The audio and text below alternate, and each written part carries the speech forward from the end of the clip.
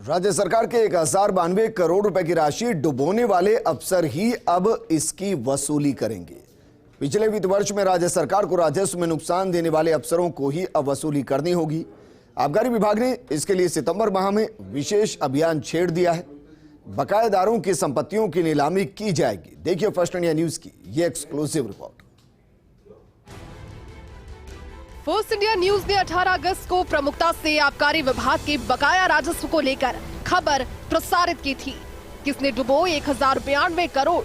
खबर में बताया गया था कि आबकारी अफसरों की ढिलाई के चलते विभाग की 1092 करोड़ की राशि बकाया रह गई है। ये राशि बीते 50 साल के बकाया कुल राशि से भी 4 गुना ज्यादा है। खबर के बाद अब आबकारी विभाग ने बकाया राजस्व वसूली के लिए अभियान शुरू कर दिया है।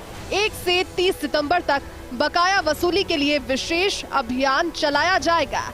आबकारी आयुक्त कुमार पाल गौतम ने एक आदेश जारी कर सभी जिला आबकारी अधिकारियों को निर्देश दिए हैं।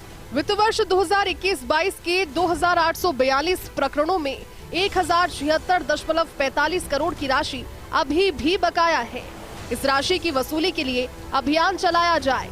अभियान में पुरानी बकाया के विरुद्ध अधिकतम राजस्व वसूली के निर्देश दिए गए हैं। कमिश्नर ने कहा कि एसडीआरआई के जरिए बकायेदारों की संपत्तियों की सूची सौंप दी गई है। अब इन बकायेदारों की संपत्तियों की कुर्की करते हुए नीलाम करें। भू राजस्व अधिनियम 1956 के तहत संपत्तियों की नीलामी के निर्देश दिए गए हैं। अजमेर की 33.39 करोड़ रुपए, अलवर की 71.02 करोड़ रुपए, बारा की 49.77 करोड़ रुपए, बाड़मेर की 8.69 करोड़ रुपए, भरतपुर की 64.08 करोड़ रुपए, भीलवाड़ा की 6.88 करोड़ रुपए, बीकानेर की 26.26 करोड़ रुपए, बूंदी की 28.09 करोड़ रुपए, चित्तौड़गढ़ की 17.25 करोड़ रुपए, चूरू की 17.22 करोड़ रुपए, दौसा की 18.30 करोड़ रुपए, धौलपुर की 41.82 करोड़ रुपए, हनुमानगढ़ की 21.90 करोड़ रुपए, जयपुर शहर की 142.28 करोड़ रुपए, जयपुर ग्रामीण की 85.27 करोड़, जैसलमेर की 9.18 करोड़, जालौर की 60.86 करोड़, झालावाड़ की 82.85 करोड़, झुंझुनू की 75.61 करोड़, जोधपुर की 54.94 करोड़, करौली की 22.12 करोड़, कोटा की 74.29 करोड़, नागौर की 3.21 करोड़, पाली की 19.55 करोड़, प्रतापगढ़ की 30.66 करोड़, राजसमंद की 1.81 करोड़, सवाई माधोपुर की 18.19 करोड़, सीकर की 42.18 करोड़, सिरोही की 5.21 करोड़, श्रीगंगानगर की 51.38 करोड़, टोंक की 14.63 करोड़, उदयपुर की 20.82 करोड़। इसी तरह से 34 आबकारी जिलों की कुल 1166.85 करोड़ की राशि थी बकाया।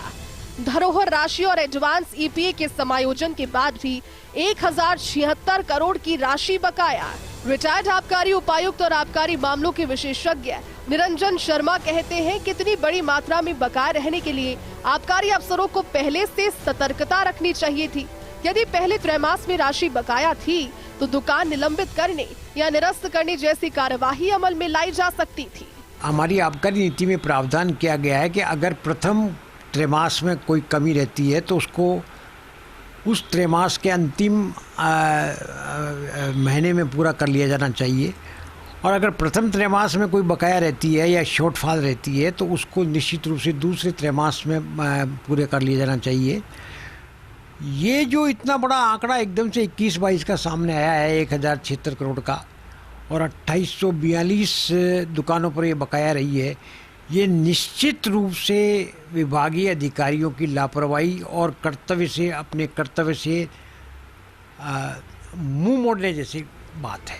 अब बकाया राशि को लेकर आबकारी विभाग ने बकायेदारों की संपत्तियां नीलाम करने के लिए अभियान शुरू कर दिया है। आबकारी विभाग ने पिछले करीब 50 सालों की 31 मार्च 2021 तक की बकाया राशि 256 करोड़ रुपए है। इसके लिए विभाग ने एमनेस्टी योजना लागू की है। योजना के तहत बकाया राशि जमा करवाने पर ब्याज माफ करने के साथ ही मूल बकाया में भी 25% से लेकर 95% तक छूट देने का प्रावधान है। ऐसे में इस योजना के तहत 30 सितंबर तक जोर शोर से कार्य करने के निर्देश दिए गए, जबकि पिछले वित्त वर्ष की बकाया पिछले 50 सालों की कुल बकाया से भी 4 गुना ज्यादा है।